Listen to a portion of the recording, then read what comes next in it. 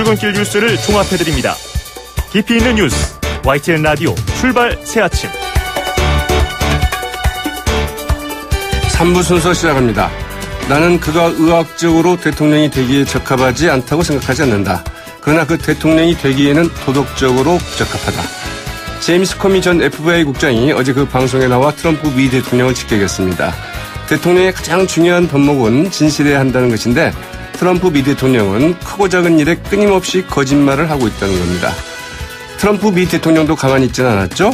역겨운 인간, 역사상 최악의 국장 등 그 인신공격을 가하고 그를 감옥에 보내야 한다는 그 트윗 폭탄을 날렸습니다. 대통령과 전 FBI 국장의 이 같은 공방, 미국민들은 과연 누구 말을 더 신뢰할지 궁금한 대목이죠. YTN 라디오 출발 새 아침 3부, 먼저 광고 듣고 오겠습니다.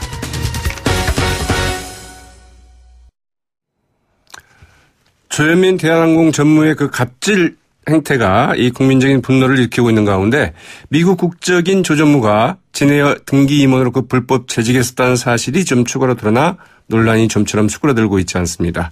경찰은 혐의점이 드러나면 그 정식 수사로 전환하고 조 전무를 그 소환할 예정인데요. 사실 뭐 우리 사회에서 그 직장 내 갑질 문제 하루 이틀 문제는 아니었죠. 관련해서 그 직장 갑질 119 운영위원이신 이용우 변호사 전화 연결해서 이야기 나눠보겠습니다. 안녕하십니까? 예, 안녕하세요. 반갑습니다. 네. 경찰이 조현민 전무 갑질 논란에 대해서 이제 조사 중인데요. 뭐 내사에 나섰다고 해야 될까요? 이 직원 얼굴에 물을 뿌린 건지 아니면 뭐 물컵을 던진 건지 이게 상당히 중요할 수 있다고요? 예, 법적으로는 직원 얼굴에 단순히 물을 뿌린 것이라면 단순 폭행죄가 될 것이고요. 네. 예, 얼굴을 향해서 유리컵을 던진 것이라면 특수 폭행죄가 될 것입니다. 예, 사실관계가 좀 분명하게 밝혀져야 될 것입니다. 예. 네. 단순 폭행죄는 이 반의사 불벌죄인가요? 예, 그렇습니다. 단순 폭행죄는 반의사 불벌죄에서 만약에 합의를 하게 된다면 사건이 형사 절차로 진행되지 않고 종결되고요. 다만 특수 폭행죄라고 한다면 반의사 불벌죄가 아니기 때문에 합의와 관계없이 형사 절차가 진행이 되게 됩니다. 네. 그러니까 일단 이제 그 물컵을 던진 건지 아니면 물을 뿌린 건지 이런 것부터 명확하게 좀 규명이 돼야 되겠군요. 예, 그렇습니다. 네. 이제 그 현장에 있던 사람들 증언이 좀 엇갈리고 있는 것 같아요. 예, 지금 그 현장에 대한항공 관계자라든지 또 광고 대행사 소속 직원들이 함께同석을 했었던 것 같고요. 네. 지금 그들을 이제 참고인으로 불러 조사를 하고 있는 중인데 아직까지는 명확하게 뭐 사실관계가 외부로 밝혀지지는 않고 있습니다.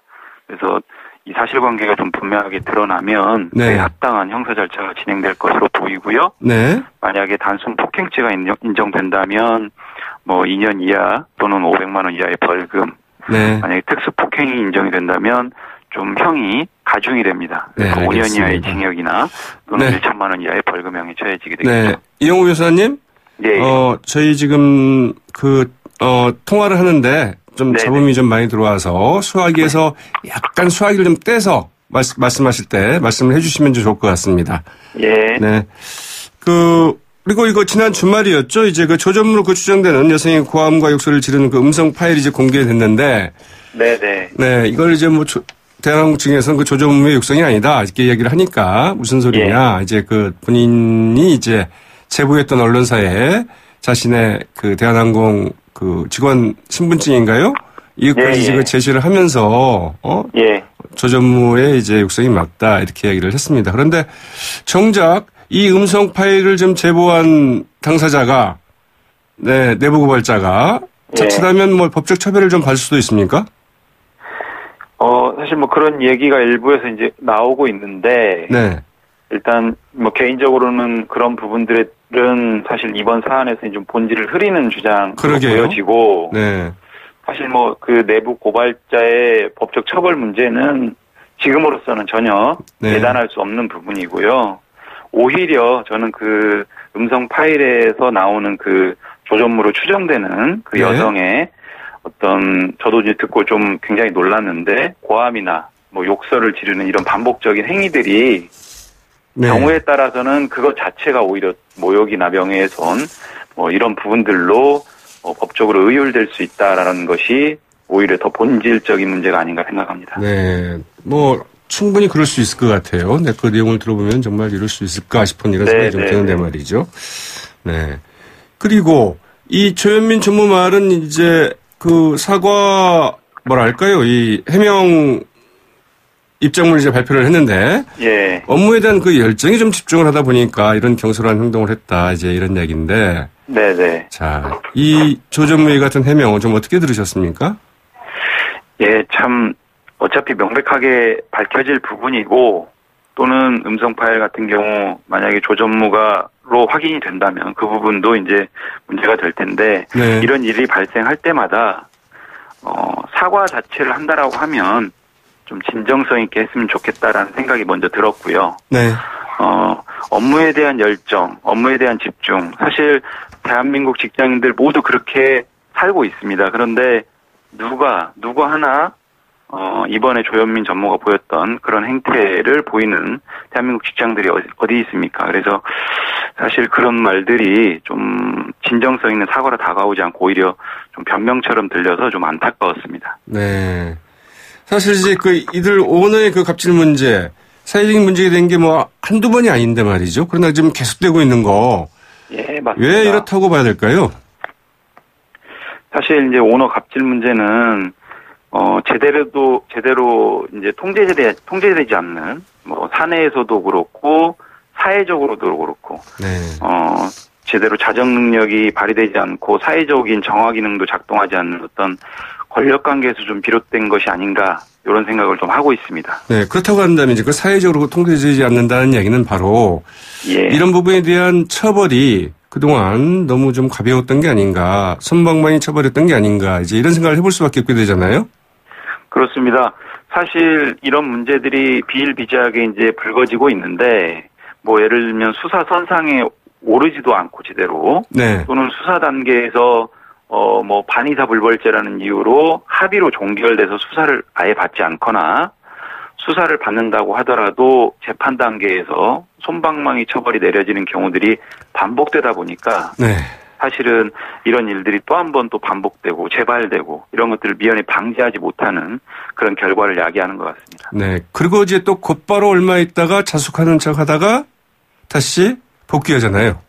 예, 그렇습니다. 이게 사회적으로 좀 뭔가 어떤 엄정한 이런 조치들 그리고 엄정한 분위기들 이런 것들이 좀 형성이 돼야 될 것 같고요. 앞으로는 이런 부분들이 좀 그런 방향으로 흘러가기를 좀 기대하고 있습니다. 네. 시민 정이 안 된다고 한다면 뭐 시민들이 나서서라도 이제 이런 기업 등등에 대해서는 뭐 불매 운동을 펼치든지 해야 되지 않을까 싶기도. 예, 예. 자, 우리가 이제 이런 사건이 생길 때마다 좀 공분한 이유 가운데 하나는 각기 이제 사실은 이 직장에서 겪은 이 갑질에 대한 분노가 좀 투사된 것 아닌가 싶고요. 그런데도 불구하고 네. 이제 이를 외부에 이야기를 못 해왔던 것 이런 것들이 이제 이런 사건을 계기로 분출되는 게 아닌가 싶기도 합니다. 네. 대한항공 같은 경우에도 이제 이번 사건이 터지니까 내부에서 정말 창피해서 고개를 들고 다닐 수 없다 이러면서도 다른 한편으로는 네. 터질 게 터졌다. 이번에야말로 좀 어떻게 확실하게 이 부분을 좀 근절을 시켜야 된다. 이런 이야기들이 좀 나오고 있다는 것 아니겠습니까? 예, 예. 예, 사실 이번 조현민 전무 사태 보면서 굉장히 좀 빠른 시간 내에 많은 국민들이 청와대 국민청원 사이트에 처벌을 요구하고 이런 네. 글들이 올라오고 있습니다. 이런 것들이 지금 말씀하신 내용들을 좀 그대로 보여주는 것으로 보여지고요. 사실 이번 사태에서 이런 일들이 계속 반복적으로 벌어졌을 경우에는 네. 앞으로 어떤 다른 직장 내에서 직장인들이 참 자괴감도 느끼고 함께 좀 어떤 고통들을 좀 호소하고 이런 부분들이 좀 보이는 것 같아서 네. 좀 안타깝긴 합니다. 예, 예. 네. 그래서 이제 직장 내 그 행태들을 보자면 이런 재벌 오너 일가들의 이 같은 정말 아나무인격인 이런 모욕 주기 혹은 뭐 폭행 이런 일도 있겠습니다만 꼭 이런 수준은 아니라 하더라도 상당히 좀 많지 않습니까? 여러 가지로.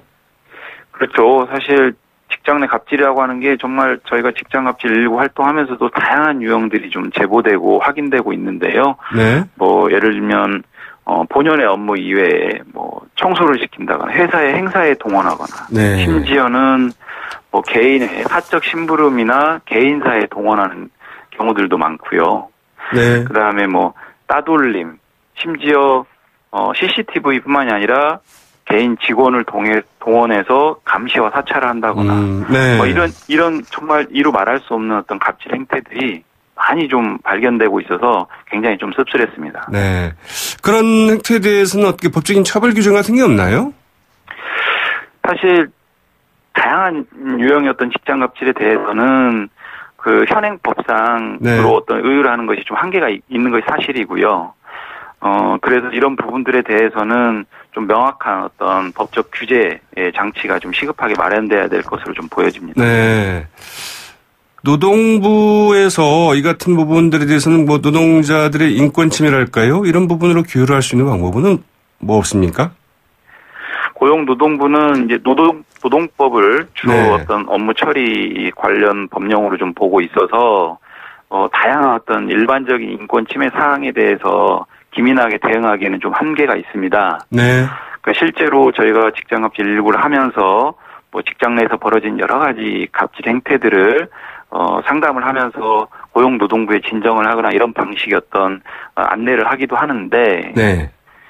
기존의 통상적인 어떤 절차 과정에서 이런 부분들을 고용노동부에서 적극적으로 다 받아 안아서 소화하지는 네. 못하고 있는 실정입니다. 그렇습니까? 이제 그렇다고 네. 한다면 우리나라에서는 아직 그 직장 괴롭힘에 대한 어떤 명확한 정의, 이런 것들이 잘 안 돼 있는 건가요? 현행법상으로는 직장 내 괴롭힘이라고 하는 것을 어느 법률에서 좀 명확하게 규정하고 있지 않습니다. 네. 그래서 실제로 직장 내 괴롭힘에 대해서 이제는 좀 기준을 세우고 촘촘한 규제가 필요한 것이 아니냐 이런 네. 논의들이 굉장히 많고요. 네. 현재 국회에도 여러 가지 법률들이 좀 제기된 상태입니다. 네. 그러나 아직까지는 국회에 제기된 법률조차도 제대로 논의가 좀 이루어지고 있지 않아서 네. 시급한 논의가 좀 필요한 상황입니다. 국회에서는 어떤 법률들이 좀 제기돼 있나요? 일단 직장 내 괴롭힘을 단일한 법률로서 좀 성안을 해서 제기된 법률도 있고요. 네. 기존의 근로기준법이라든지 이런 기존 법률에 개정된 사항으로 제기된 경우도 있고 네. 그렇습니다. 직장 내에서 이렇게 괴롭힘을 당한다거나 아니면 이런 갑질 피해를 당한다. 이럴 때 어떻게 해야 됩니까? 간단한 그 팁 하나 좀 주신다면요. 사실 개인적으로 일일이 대응한다는 게 쉽지는 않습니다. 네. 그런데 그렇다라고 하더라도 그런 부분을 계속 무대응으로 일관하거나 방치하면 그 정도가 더 심해집니다. 네. 그래서 일단은 적극적으로 좀 자기 입장이나 자기 의사를 좀 피력하는 거에서부터 시작을 해서 네. 사내의 고충처리 기관을 좀 이용하거나 또는 외부의 기관의 뭐 진정 등의 어떤 법적 절차를 네. 이용하거나 가장 중요한 것들은 그때 좀 자기가 받았던 고충이나 피해를 정확하게 좀 근거로 기록 등을 통해서 좀 남기는 것 네. 이런 것들이 좀 필요할 것으로 보입니다. 일단은 자기가 좀 처하고 있는 상황 거기에 대한 기록이 굉장히 중요할 수 있다. 근거 같은 그렇습니다. 게. 그리고 정의 어려울 때는 그 직장갑질 119로 문의를 해도 되겠죠? 예, 맞습니다. 직장갑질 119에 언제라도 저희 문호가 열려 있고요. 많은 분들이 상담도 같이 해주시는 거고요. 네, 예, 맞습니다. 알겠습니다. 오늘 말씀 고맙습니다. 예, 감사합니다. 네, 지금까지 직장갑질 119 운영위원인 이용우 변호사였습니다. 네, 출발 새 아침 3부는 여기까지고요. 잠시 광고 들으신 후 4부에 이어가겠습니다.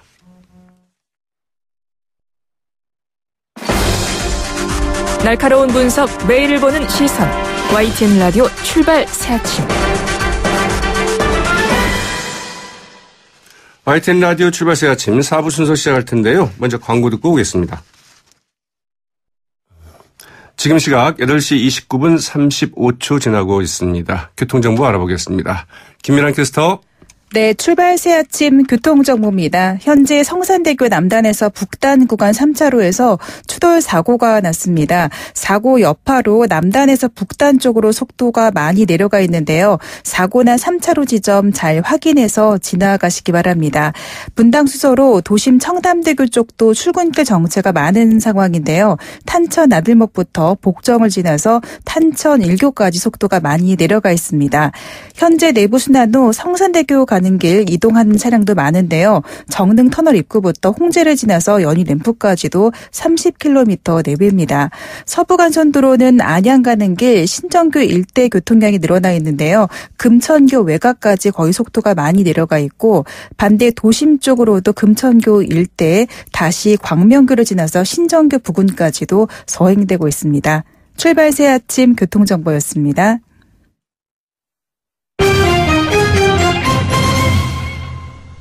오늘의 주요 경제 이슈 짚어보는 시간이죠. 경제시선 한국경제신문 정인설 기자 직접 나와 계십니다. 안녕하십니까? 안녕하세요. 네. 참 이 금융감독원이 어렵게 됐어요. 김기식 금감원장이 결국 이제 사의를 표명을 했고 이제 곧 오늘 아마 수리가 되지 않을까 싶은데 말이죠. 맞습니다. 이제 선관위의 해석은 판단은 그거죠. 이게 땡처리 마지막 네, 셀프 체크 논란은 그게 위법이다라는 거. 나머지는 판단 유보를 하거나 위법이 아니다 이렇게 얘기를 했는데 결국엔 이제 신임 금감원장이 이제 경제적 측면에서 보면 신임 금감원장이 누가 될 거냐인데 아마도 이렇게 되면 또다시 관료 출신들이 될 가능성이 있지 않나 이런 생각이 될 수도 있을 것 같고요. 결국 이제 인사권자의 고심이 계속 깊어질 것 같습니다. 네. 금융감독원이 지금 여러 가지 좀 처리할 게 좀 많은 상황이잖아요. 아까는 삼성증권 유령 주식 사건도 있고요. 그리고 금융소비자 권리 보호를 위해서 많이 나섰고 금융 개혁을 위해서 이런 민간 출신들, 외부 출신들을 계속 등용하려고 했는데 최응식 전 금감원장에 이어서 이제 김기식 이제 전 원장이 되겠죠. 사표수를 하겠다라고 했으니까 두 사람이 도중 다 낙마를 해서 누구를 할 수 있을지 참 고심이 깊어질 것 같습니다. 김기식 금융원장이 낙마를 하면 가장 또 좋아할 사람이 누구일지 이런 생각도 좀 해보게 됩니다. 조현민 대한항공 전무 결국 대기 발령 조치를 받았는데 이게 뭐냐? 이제 이런 이야기도 많은 것 같습니다. 다들 다시 돌아올 것이다 이렇게 생각을 하고 있죠. 직위 해제 대기 발령이지만 경찰 조사에 따라서 폭행죄든 특수폭행죄가 적용이 되면 또 사의를 표명하겠죠. 사태를 언니처럼. 네. 또 언젠가 또다시 언니처럼 돌아오지 않겠냐 이렇게 생각을 하는 거죠. 예, 커밍순이죠. 예. 근데 이것과 더불어서 이제 국적기 임원의 국적도 논란이 되고 있고요. 원래 이 국적기는 대한항공만 국적기가 아니라 우리나라에서 만든 저병항공사까지 다 국적항공사인데 등기 임원은 우리나라 임원, 그러니까 국적을 가진 임원만 할 수 있거든요. 근데 이 조현민 전무 같은 경우에는 이제 미국 국적이죠. 6년간 사내이사로 등재돼 있었는데 과연 이게 어떻게 가능했는가? 국토교통부는 묵인한 것 아니냐, 몰라서 그런 거냐. 몰랐다는 거잖아요. 맞습니다. 이런 게 또 특혜를 주는 것일 수도 있다. 이런 비판이 나오고 있습니다. 네. 왜 몰랐을까? 이게 사실 참 물음표입니다. 그냥 열심히 신경을 안 쓴 것일 수도 있고요. 예, 워낙 관련해서 작은 회사들, 큰 회사들이 많으니까 이사 누가 만나 이런 것들 상당히 좀 관료들의 주요 관심사 아닙니까? 그러니까 조 에밀리 리라는 이름을 썼는데 이게 조현민이었는지 그걸 몰랐다라는 거겠죠. 예. 조 에밀리면 도대체 이제 국적 특히 이제 외국인일 수 있다 이런 생각을 더 해봤을 텐데 말이죠. 그렇죠. 리인지 리씨인지 이씨인지 조씨인지 몰랐다는 거죠. 우리 관료들이 굉장히 이 정보에 좀 어둡군요. 특히 이제 교통부는 특히 그렇다 이렇게 봐야 되지 않을까 싶기도 하고요. 일부 다가구 다세대 주택의 전기요금 이달부터 좀 오릅니까? 이게 보통 아파트 같은 경우에는 공동 이용 시설들이 있잖아요. 현관이라든지 계단이라든지 이런 거 같은 경우는 일반용 전력 요금이 적용이 됩니다. 보통 계약 전력을 어떻게 하냐에 따라 다른데 보통 다세대 다가구 주택은 이것도 가정용 전기요금을 적용을 받았거든요. 네. 보통 계약 전력을 3kW로 보통 썼는데 이걸 이제 아파트처럼 바꾼다는 거죠. 다세대 다가구 같은 경우에도. 이렇게 되면 어떻게 되느냐. 전국 1370만 호 정도의 계약 체결 중에 30만 호 정도가 전기요금이 오르게 됩니다. 공동설비 전기요금이. 대략 호당 월평균 최대 3만 원씩 이달부터 오를 수 있다는 거고요. 근데 이게 전부 다 한 가구에 부담이 되는 게 아니고 세대별로 나눌 거 아니에요. 그렇죠. 세대별로 나누면 이거보다 좀 더 적긴 하겠지만 전기요금이 좀 약간 갑작스레 오른다. 다세대 다가구 주택 같은 경우는 이번 달부터 어떤 전기요금이 많이 올랐으면 이것 때문이거든요. 잘 유심히 살펴볼 필요가 있고요. 왜 이러냐. 한전이 작년부터 이제 누진제를 워낙 이제 전기요금 폭탄 얘기를 하면서 누진제를 6단계에서 3단계로 바꿨잖아요. 그렇죠. 단순화했잖아요. 네, 그러면서 약간 뭐 수익성 그리고 뭐 이런 데 문제가 생겼으니까 이걸 어떻게든 만회해보려는 여러 가지 수단 중에 이걸 하나를 찾은 거죠. 네. 일종의 꼼수입니까? 뭐 꼼수라기보다는 뭐 기존에 미리미리 알렸으면 저항이 있었을 텐데 네. 상당히 뭐 항상 이거 오르는 건 많이 홍보를 하지 않거든요. 내리거나 좋게 하는 건 홍보를 하지만 약간 다세대 다가구 주택 사시는 분들은 갑작스럽다 뜬금없다 이런 생각을 할 수 있을 것 같아요. 알겠습니다. 한번 전기요금 고지서 잘 보셔야 될 것 같습니다. 정부의 그 휴가비 지원 사업 인기를 끌고 있습니까? 이게 프랑스의 체크바캉스 그러니까 휴가비를 보면 내가 반을 부담하고 4분의 1을 정부가 부담하고 4분의 1을 회사에서 부담하는 건데요. 네. 그러니까 보통 40만 원을 중에 20만 원을 내가 내면 10만 원을 회사에서 10만 원을 정부에서 주는 사업인데 이게 원래 한 2만 명 정도를 지원하겠다라는 겁니다. 원래 중소기업 소기업만 대상입니다. 대기업은 대상이 아니고요. 이게 이미 20일까지 마감인데 16일까지 이미 3만 명 이상이 지원을 했다는 거고요. 네. 지원은 개인이 하는 게 아니라 기업이 하는 겁니다. 그런데 이게 시범사업 때도 이렇게 인기가 많지 않았는데 홍보가 잘 되면서 이렇게 인기가 있다라는 거고요. 이것도 다만 나중에 또 안 쓰면 환급도 받아요. 내년 2월까지 쓰고 남은 돈은 자기가 낸 비율만큼 환급을 받습니다. 만약에 40만 원 받아서 10만 원이 남으면 내가 반을 냈으니까 5만 원을 돌려받고 2만 5천 원 회사로 2만 5천 원 다시 국고로 환수가 되겠죠. 네. 다만 하나 약간 불편한 거는 이걸 쓸 수 있는 전용 몰이 있습니다. 거기서만 쓸 수 있는 거죠. 다른 데서 쓸 수 있는 게 아니고요. 40만 원을 주면 그중에 그 비짓 코리아 or.kr이라는 그 휴가 지원 홈페이지에서만 사용할 수 있는 거죠. 거기에 만약에 등록이 안 된 것 같은 경우는 사용을 할 수 없는 거죠. 네. 이 부분을 좀 넓혀가면 될 것 같기는 한데 말이죠. 근데 이게 또 뭐 일부 영세기업은 이 40만 원 중에 10만 원도 보조하기 좀 쉽지 않은 영세기업이나 자영업자들은 사용하지 못한다. 그렇죠. 이런 얘기도 있습니다. 정부가 그 제2금융권 대출 규제를 강화하기로 했다고 하죠? 풍선 효과가 있었죠. 왜냐하면 일단 은행부터 강화된 대출 규제를 적용을 했거든요. DSR이다, 신 DTI다, 뭐 RTI다, 뭐 영문들이 너무 많잖아요. 이걸 하반기부터는 이금융권, 뭐 보험, 저축은행, 카드사, 캐피털에도 적용을 한다라는 거죠. 네. 모든 대출에 본인의 대출 금액을 산정해서 한도로 정하는 총체적 상환 능력 비율 DSR도 오는 7월부터 적용을 하고요. 그동안 주택담보대출의 어떤 사각지대의 어떤 자영업자 대출 이 부분을 강화하기 위해서 임대업 이자 상환 비율 RTI를 도입을 했거든요. 은행은.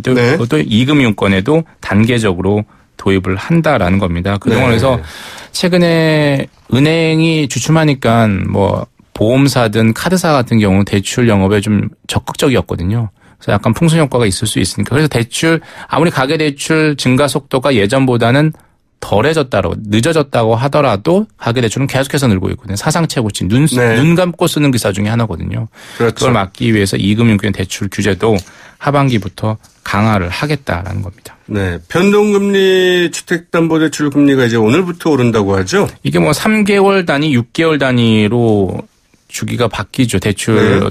근데 이게 이제 코픽스 기준을 가장 많이 쓰는데 3월 이제 신규 취급액 기준 코픽스 금리가 이제 1.82%입니다. 여기에 가산금리가 적용이 돼서 내 금리가 적용이 되는데 계속해서 이게 뭐 0.05%포인트 한 달 만에 상승을 했다는 겁니다. 3년 만에 가장 높은 수준이고요.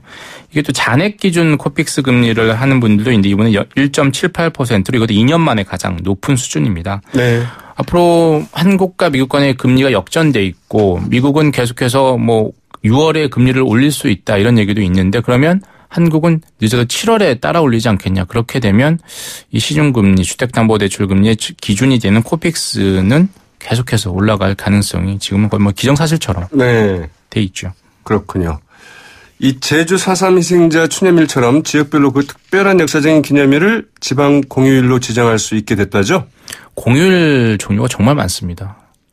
법정 공휴일이 있고요. 대체 공휴일이 있고 임시 공휴일이 있고 여기에 지방 공휴일까지 만들겠다는 겁니다. 대체 공휴일은 다 아시는 것처럼 추석이나 설날, 어린이날 같은 게 빨간 날하고 겹쳤으면 하루 더 쉰다라는 거고 이번 어린이날이 그 대체 공휴일 지정의 대표적인 상황이고요. 임시 공휴일은 사실상 대통령의 마음먹은 대로 할 수 있습니다. 차관에 의한 국무회의만 거치면 임시 공휴일을 정하게 되거든요. 최근에 어버이날을 또 공휴일로 정할 거냐가 상당히 어떤 뭐 뜨거운 감자가 됐는데 일단은 내년으로 그 검토하는 걸 미뤘는데 네. 이번에 이제 지방별로 공휴일을 정할 수 있게 한다는 거예요. 일단 제주 4.3 희생자 추념일은 지방 공휴일을 하겠다라는 거고요. 이외에 광주 5.18 민주항쟁도 있고 대구 2.28 항쟁도 있습니다. 이런 걸 갖다가 공휴일 지정에 나설 수 있게 법을 네. 바꾸겠다라는 겁니다. 지금은 이제 그렇게 할 수 없도록 돼 있죠. 입법 절차 네. 이제 들어간다라는 거고요. 그러면 이제 지자체가 뭐 각종 기념일 되면 규정을 바꾸면 특별한 역사적 의의가 있고 주민들이 거기에 공감을 한다라면 공휴일로 지정을 할 수 있다라는 거죠. 모든 공휴일이 임시 공휴일도 마찬가지지만 공공기관과 공무원들이 쉬는 날이거든요. 네. 그래서 일반 중소기업과 대기업이 쉬는 거는 기업의 어떤 재량입니다. 그래서 결국 어떻게 보면 또 이건 지방 공무원들만 쉬게 될 수 있는 것 아니냐 이런 비판도 있는데요. 과연 네. 이런 지방 공휴일이 지정이 되면 일반 시민들까지 쉴 수 있게 될지는 하기 나름이라는 거죠. 네. 이게 좀 어떻게 되는 겁니까? 그러니까 국회에서 그 관련법이 고쳐져야 되는 겁니까? 아니면은 이거 정부에서 뭐 규정이나 이런 것들을 그냥 바꾸는 걸 이렇게 가능해지는 건가요? 뭐 이게 현재는 이제 법률안이 이제 발의가 됐거든요. 그러니까 이것 자체는 사실 국회 통과 사항일 것 같고요. 네. 지방 공휴일에 관한 규정안을 마련했고 이제 입법 절차를 시작하겠다라는 네. 게 행정안전부의 방침입니다. 온라인 쇼핑 경쟁이 좀 치열한데요. 그 쿠팡이 또 그 대규모 손실을 냈습니까? 이 흔히 얘기하는 소셜 커머스에서 이커머스 중에서 상당히 가장 큰 업체다라고 하는데 쿠팡이 이제 지난해 6,389억 원의 적자를 냈습니다. 네. 그러니까 매년 매출은 느는데 적자 폭도 계속 커져가는 거죠. 그러니까 한국판 아마존이라는 건 미국에서 사실상 독점이거든요. 거의 온라인 쇼핑의 70% 네. 이상을 차지하고 있습니다. 그러니까 적자를 내도 언젠가는 사업 모델만 조금 바꾸면 수익성만 조금 바꾸면 수익성이 확 늘어날 가능성이 있기 때문에 아마존에 대한 투자는 계속 늘고 있는데 네. 한국의 온라인 쇼핑은 미국과는 좀 다르다는 거죠. 여전히 그 서로 피가 말리는 이 그 적자 생존의 경쟁을 네. 완전 경쟁을 하고 있기 때문에 쿠팡이 아마존이 될 수 있는 한국형 아마존이 될 수 있는 여전히 물음표예요. 네. 그래서 계속해서 적자는 내고 있는데 계속 할 수 있다. 의도된 적자다 이렇게 얘기를 하고 있고 추가 투자를 받고 있다라고 얘기를 하고 있습니다. 그래서 온라인 쇼핑 시장에서 쿠팡의 어떤 그 향후 그 운명이 상당한 관심사가 네. 되고 있습니다. 매출 2조 6천억 원에 영업 손실 6,300억 원이면 솔직히 뭐 영업 손실률이 그러니까 뭐 한 3조 원치 팔면 거의 5분의 1, 6분의 1 정도 그러니까요. 이상이 적자라는 거죠. 네. 과연 이제 그 지속 가능한 모델일지 하는 것들이 문제가 되겠군요. 네. 오늘 말씀 고맙습니다. 감사합니다. 지금까지 한국경제신문의 정인설 기자였습니다. 네.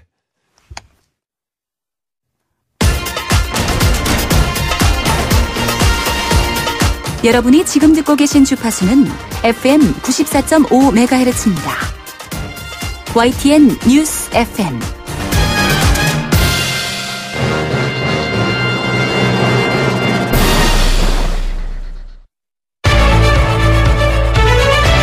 민심은 천심이다.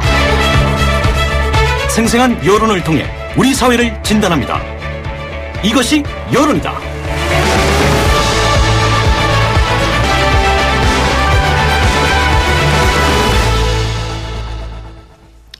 한 주 동안 우리 청취자분들은 어떤 이슈에 집중하고 어떤 이슈에 관심을 가졌을까요? 우리 사회 그 여론을 살펴보는 시간이죠. 이것이 여론이다. 오늘도 한국사회 여론의 내비게이션 이 리서치 배정찬 본부장 전화로 연결해서 다양한 이야기 나눠보겠습니다. 안녕하십니까? 안녕하십니까? 네. 오늘 분석해 주실 그 선거조사 지역과 조사 개요부터 먼저 소개하고 갈까요? 네. 이 선거가 가까워지면서 후보를 둘러싼 갖가지 논란이 불거지는 상황인데요. 이번 지방선거의 최대 변수가 될 가능성이 높아 보입니다. 김기식 건강원장 사의를 표명했죠. 김경수 의원을 둘러싼 논란도 있습니다. 미투 의혹으로 문란한 이 안희정 전 지사의 충청 지역도 있습니다. 오늘은 이 각종 논란의 중심에 서 있는 경남과 충남, 이른바 핫 남남 지역을 집중 조명 분석하겠습니다. 네. 중앙일보 조사팀이 중앙일보 의뢰를 받아 지난 13일과 14일 실시하고 16일 발표한 조사, 경남, 충남 각 800명, 이 통신사 제공 무선 가상번호 및 유선 RDD 전화조사 표본오차 95% 신뢰 수준 플러스 마이너스 3.5%포인트, 성연령 지역 가중치가 적용됐고 응답률 경남 23.8%, 충남 22.2%. 자세한 사항은 중앙선거론조사 홈페이지에서 확인 가능합니다. 네, 굉장히 좀 빨리 정확하게 좀 소개를 해 주셨습니다. 네, 아주 뜨거운 핫한 남남 지역이라고요. 네, 좀 어떻게 나오고 있습니까? 네, 경남지사를 먼저 여론조사를 소개해드리겠습니다. 이 드루킹 논란 이야기 드리지 않을 수가 없는데요. 정치적 공방으로 이어지며 확산되는 양상입니다. 네. 이 김경수 의원이 지방선거 출마에 어떤 영향을 줄지 촉각이 곤두세워지고 있는데요. 이번 조사에서는 드루킹 관련 논란이 충분하게 반영되지는 않았습니다. 하지만 13일과 14일 조사를 한 거니까요. 그렇습니다. 네. 약간 일부는 반영됐다고 해야 되나요? 논란이 넘어가게 되면 이미지 타격도 입을 것이 불가피해 보이기도 합니다. 이 더불어민주당 김경수, 자유한국당 김태호, 바른미래당 김유건 후보가 나올 경우 이 투표 의향을 물어봤습니다. 이 더불어민주당 김경수 후보 38.8%, 자유한국당 김태호 후보 26.8%, 네? 바른미래당 김유건 후보 1.8%. 이 김경수 후보와 김태호 후보 이 둘 다 김씨성을 가진 후보인데요. 아주 큰 격차는 아닌 결과입니다. 아직 지지 후보를 밝히지 않은 응답자가 30%를 넘었습니다. 네. 20대, 30대, 40대는 김경수 후보가 다른 후보보다 경쟁력이 있는 것으로 나타났고요. 이 60세 이상은 이 김태호 후보의 경쟁력이 있어 보입니다. 이 진주를 중심으로 한 경남 서부권은 초혈전인데요. 이 김경수, 김태호 두 사람 모두의 연고가 있는 지역이기도 합니다. 진주와 거창이죠. 네. 이 창원을 중심으로 한 중부권은 비슷한 경쟁력이었고요. 김해를 중심으로 한 경남 동부권은 김경수 후보가 더 경쟁력 있는 결과로 나왔습니다. 네, 그렇군요. 그렇다고 한다면 이제 그 충남 쪽은 어떻게 나오고 있습니까? 네, 경남 지역을 조금 더 소개를 해드릴 필요가 있을 것 같은데요. 먼저 소개를 해드리고 충남 지역으로 넘어가도록 하겠습니다. 네, 그럴까요? 이 부동층이 상당히 높습니다. 이 부동층이 왜 이렇게 높은 거 아니?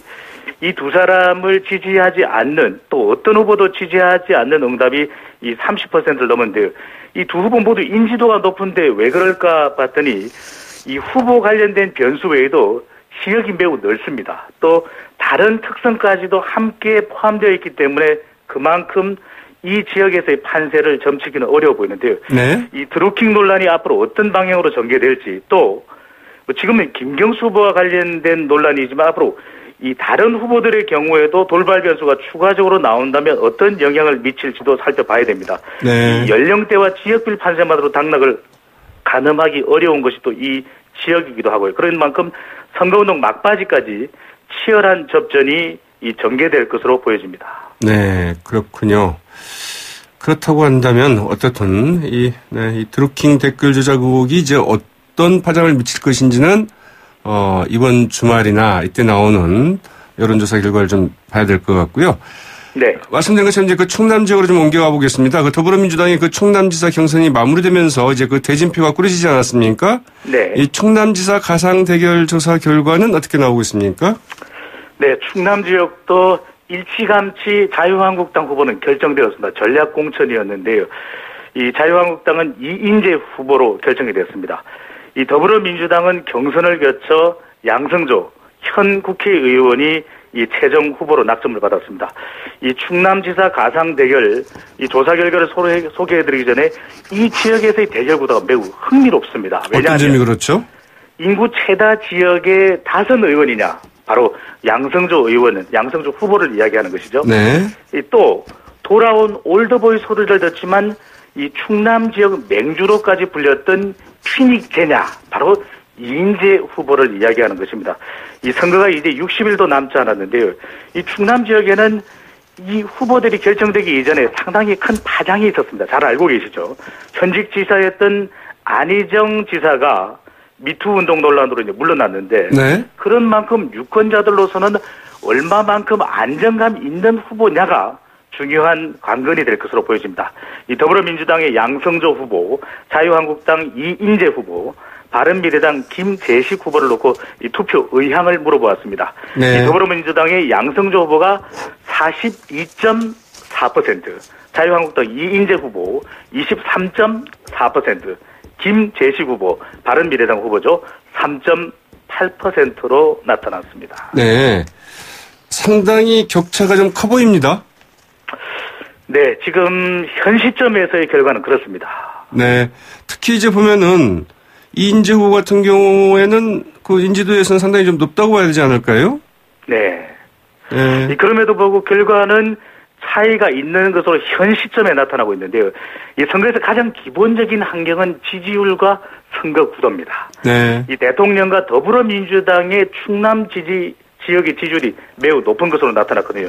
이번 조사 결과를 보면 이 충남에서 문재인 대통령의 지지율 72%, 더불어민주당의 지지율은 무려 46%나 됐습니다. 네. 이 자유한국당 지지율은 14.9%에 그쳤는데요.